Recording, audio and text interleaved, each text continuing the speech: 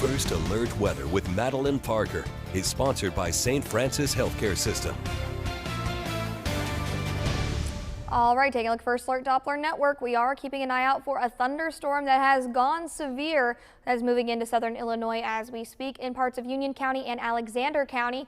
This is producing some pretty heavy rainfall, but it's also producing some strong wind gusts. So we're keeping an eye on that, but then also some activity that's developing behind this initial little line of storms. It's coming through later on this afternoon. So let's go ahead and take a look at Futurecast. Futurecast is putting a little line through southern Illinois and into southeast Missouri and into western Kentucky later on this afternoon, and then we'll get a little bit of a brief break. Unfortunately, there is a few models that are showing that we could see more activity later on this afternoon into this early evening, so be prepared for some storms to start to bubble up during those late afternoon and early evening hours. We can see that by around 10 o'clock, we really start to see activity beginning to bubble up across southeast Missouri, producing some pretty strong wind gusts and also some hail as well.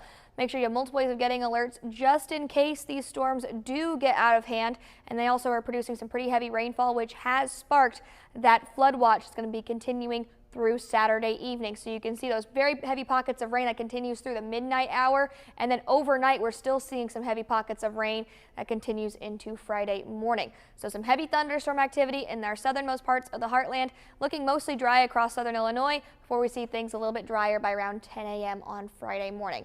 By the afternoon, we get a bit of a break before we see another chance for some thunderstorms late in the afternoon into the early evening hours. We have this very large thunderstorm on Futurecast that could be producing some heavy rain and gusty winds. And then Friday night, another round of storms that continues overnight into Saturday morning and into the early morning hours of Saturday as well. By the time we get to Saturday afternoon, we get a bit of a break from the storms before they come back in the late afternoon and early evening. And then we finally start to dry out a little bit by Saturday night. So for today, temperatures are going to be a little bit higher. We're going to be seeing locally, whenever you have that rain come through, it's going to feel a little bit cooler, but overall temperatures could get up into those upper 80s this afternoon. By this evening, we'll start to see those cloudy conditions, and then the rain and the thunderstorms are going to start later on tonight. And then by tomorrow morning, we are looking at temperatures in the low 70s with those chances for thunderstorms. As we get into the next couple of days, we'll continue to see those thunderstorm chances for tomorrow morning and on Saturday and on Sunday, before we start to look a little bit drier going into Monday and Tuesday. Remember, these are pretty low chances, but there are still thunderstorm chances throughout the heartland in the mornings and in the afternoons. By the time we get to Monday, we'll start to see a high pressure ridge beginning to form. It's going to be drying us out a little bit. It's also going to be raising our temperature slightly.